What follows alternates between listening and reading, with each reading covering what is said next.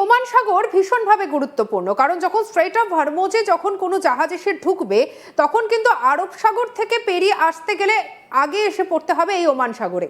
এবারে ওমান সাগর যদি উত্তপ্ত হয়ে ওঠে তাহলে স্বাভাবিকভাবে তেল নিতে যাওয়া বা তেল নিয়ে ফিরে আসা, জাহাজের যাওয়া এবং আসা দু ক্ষেত্রেই কিন্তু সমস্যার সৃষ্টি হবে। আর ইতিমধ্যেই আপনাদেরকে আরও একটা আপডেট দিয়ে রাখি যে এই যে আমরা যে আপনাদেরকে বললাম যে ইরানি পতাকাবাহী একটা জাহাজে অ্যাটাক করা হয়েছে, তবে তার পরিপ্রেক্ষিতে ইরান যে চুপ করে বসে থাকবে না সেটাই খুব স্বাভাবিক। তারা কিন্তু এবারে পাল্টা ড্রোন হামলা চালিয়ে দিয়েছে আমেরিকার ওপরে। আমেরিকান জাহাজে তারা চালিয়েছে পাল্টা ড্রোন হামলা। তাহলে পরিস্থিতিটা ঠিক কোন জায়গায় দাঁড়ালো? তাহলে কি এই ওমান সাগরের বুকেই কি শুরু হলো তৃতীয় বিশ্বযুদ্ধ?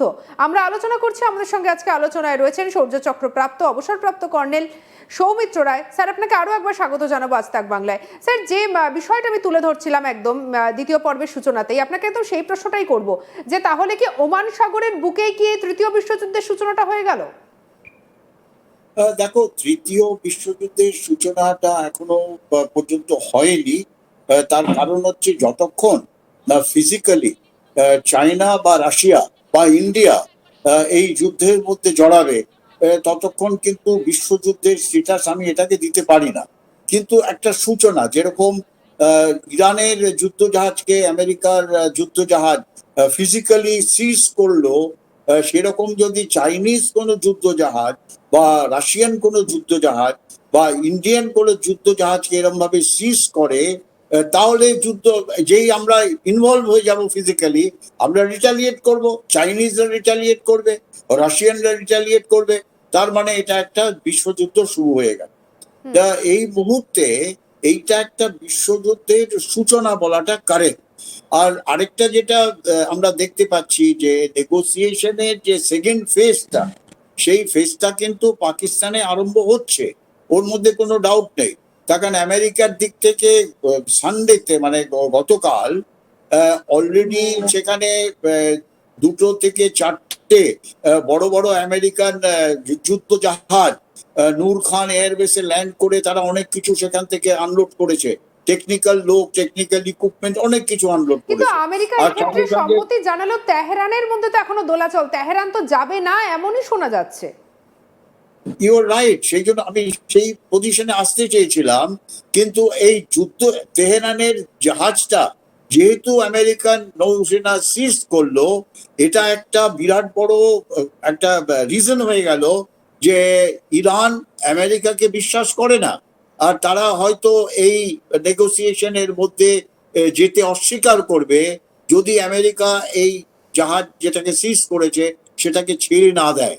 তা এটা একটা ইস্যু, এটা কিন্তু সবাই ওয়াচ করছে যে আলটিমেটলি এই American seizure of Iranian ship, সেটার আলটিমেটলি রেজাল্টটা কি হয়। ওই রেজাল্টটার উপরে ডিপেন্ড করছে যে ইরান এই দ্বিতীয় পোর্শন নেগোসিয়েশনে যাবে কি যাবে না। কারণ ইরানের কাছে ইনাফ অফ এক্সকিউজ হয়ে গেল যে আমরা আমেরিকাকে বিশ্বাস করতে পারি না। সিজ ফায়ার চলছে, সিজ ফায়ার শেষ হয়নি, তার মধ্যে তারা একটা যুদ্ধের পরিস্থিতি না যুদ্ধ করে আমাদের একটা সিভিলিয়ান ট্যাঙ্কারকে সিজ করলো। এটা কিভাবে অ্যাকসেপ্ট করা যায়? তার মানে আমরা আমেরিকাকে বিশ্বাস করতে পারছি না। ওই যে কনফিডেন্সটা যে নেগোসিয়েশনে কি হবে না হবে, সেই কনফিডেন্সটা ইরান কিন্তু এখনো পাচ্ছে না। আর আমেরিকা চেষ্টা করছে তাদের যত ধরনের তারা চাইবে ইরানের ওপরে চাপিয়ে দেওয়া, যে তাদের যে প্রবলেম গুলো বা তাদের যে পয়েন্ট গুলো আছে ইরান যেন সেগুলো মেনে নেয়। সেগুলো আমার মনে হয় না যে কোনো নেগোসিয়েশন সেইভাবে হয়, যার ফলে খুব একটা বেশি আমরা সেরকম মনে করি না যে এই নেগোসিয়েশনের কোনো একটা সফলতা পাবে। এই নেগোসিয়েশন হয়তো আবার আপনি আমাদের সঙ্গে থাকুন। অন্যদিকে আমরা এই যে ভারতের ওপরে যে অ্যাটাক করার যে কথাটা আমরা বারবার বলছি, গতকাল থেকে আমরা আপনাদেরকে সমানে দেখাচ্ছি যে কিভাবে ভারতীয় পতাকাবাহী জাহাজের ওপরে ইরানের একটি বোট গুলি চালিয়েছে, দুটো জাহাজের উপরে যেভাবে অ্যাটাক করা হয়েছে। তবে তার আগের যে কথোপকথন, সেই ভাইরাল কথোপকথন আপনাদেরকে শোনাবো, যে এই কথোপকথন থেকে কিন্তু অনেকগুলো দিক উঠে আসছে। চলুন আগে একটু শুনি, তারপরে করছি আলোচনা। Navy, motor tanker Sanmar Herald, Sepa Navy, you gave me clearance to go.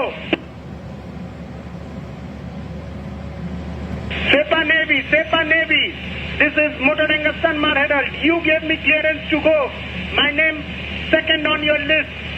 You gave me clearance to go. You are firing now. Let me turn back.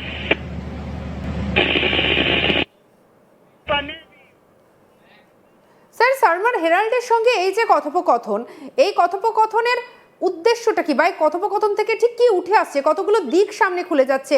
প্রথমে নির্দেশ দেওয়া হলো, তারপরে ফায়ার করা হলো, বিষয়টা কি, কোন ক্ষেত্রে এরকম ধরনের কথোপকথন চলে? দেখো, প্রথম কথা, এই কথোপকথনটা কিন্তু ভাইরাল হয়ে গেছে সব জায়গা থেকে, কিন্তু এখনো পর্যন্ত খুব একটা ক্লিয়ার আমি নই। আমি নিজের অ্যাসেসমেন্ট থেকে বলছি যে এই কথোপকথনটা যা বুঝতে পারছি যে ভারতীয় যে ট্যাঙ্কার, সেই ট্যাঙ্কার থেকে কেউ না কেউ, এ বলছে না যে আমি ক্যাপ্টেন অফ দি ট্যাঙ্কার, সোয়ানসো ট্যাঙ্কারের নাম নিয়ে কিন্তু বলেনি, কিন্তু কেউ না কেউ এই ট্রান্সমিশনটা করছে ইরানের অথরিটির সঙ্গে, স্পেশালি ইরানের রিভলিউশনারি গার্ড, যারা এই রিভলিউশনারি গার্ডের নেভাল উইং, তারা এই স্টেট অফ হরমুজকে এখন দেখাশোনা করছে। তাদের সঙ্গে কথোপকথন হলো যে আমরা তো তোমাদের থেকে সবকিছু ক্লিয়ারেন্স নিয়ে নিয়েছি, আর ক্লিয়ারেন্স নিয়ে আমাদের সিরিয়াল নাম্বার 2 তে আমাদের জাহাজ পাস হওয়ার কথা, তা আমাদের ওপরে কেন এই ধরনের আক্রমণ করছো? It is not correct. এখান থেকে কিন্তু আমরা জানি যে যে দুটো জাহাজের উপর এই অ্যাটাকটা হয়েছিল, যে সানমার হেরাল্ড এবং জাগ আর্নাব, এবং এই সানমার হেরাল্ডের নামটা কিন্তু এক্ষেত্রে একদম পুরো পরিষ্কারভাবে উল্লেখ করা হলো, যে বোঝা গেল যে সেই জাহাজের ওপরে যখন অ্যাটাক হচ্ছে তখনকার হয়তো এটা কথোপকথন হতে পারে। না না, কথাটা ঠিকই, যে নিশ্চয়ই ও কমিউনিকেট করছে যখন ওর উপরে ফায়ারিং শুরু হয়ে গেছে, কিন্তু কমিউনিকেট অ্যাকচুয়ালি ক্যাপ্টেন কার সঙ্গে কমিউনিকেট করলো সেটাও ক্লিয়ার হয়ে গেছে যে ইরানিয়ান অথরিটির সঙ্গে কমিউনিকেট করছে। কিন্তু নর্মালি কি হয়, যখন এই ধরনের জাহাজ কোনো বিপদ এর মধ্যে পড়ে, যদি বড় কোনো ফায়ারিং বা বড় কোনো আক্রমণ তাদের উপরে হয়, একটা কথা আছে যেটাকে মে ডে বলা হয়। সে মে ডে সংকেত হচ্ছে পৃথিবীর যে কোনো ইভেন জাহাজ, এয়ারক্রাফট বা স্থলে যে কোনো জায়গা থেকে তাদের তাদের ইন্টারসেপ্ট করা হয়, যে এই জায়গা থেকে একটা জাহাজ বেরিয়ে দিচ্ছে, তার মানে তাদের জীবন বিপন্ন, সেভ আওয়ার সোল। ভারতীয় জাহাজ, আমাদের ব্যাটল গ্রুপও সেখানে আছে ওমান সাগরের নিচে, ইন্টারন্যাশনাল ওয়াটারে, তারা কিন্তু এই ধরনের কমিউনিকেশন পায়নি। কিন্তু এই কমিউনিকেশনটা বিটুইন দ্যাট আমাদের যে দুটো কমার্শিয়াল জাহাজ, তার সঙ্গে ইরানের সঙ্গে হয়েছে। কিন্তু এবারে যেটা আমার মানে ডাউট, ফায়ারিং তো হয়েছে, কিন্তু আমি আমার ডাউটটা, আমার পার্সোনাল ডাউট বলছি যে ফায়ারিং কি দিয়ে হলো। সেই যে মিসাইলের যে স্পিড বোট গুলো যেগুলো ইরান অপারেট করছে সেখানে, যেগুলো আমরা সোয়াম স্পিড বোট বলি,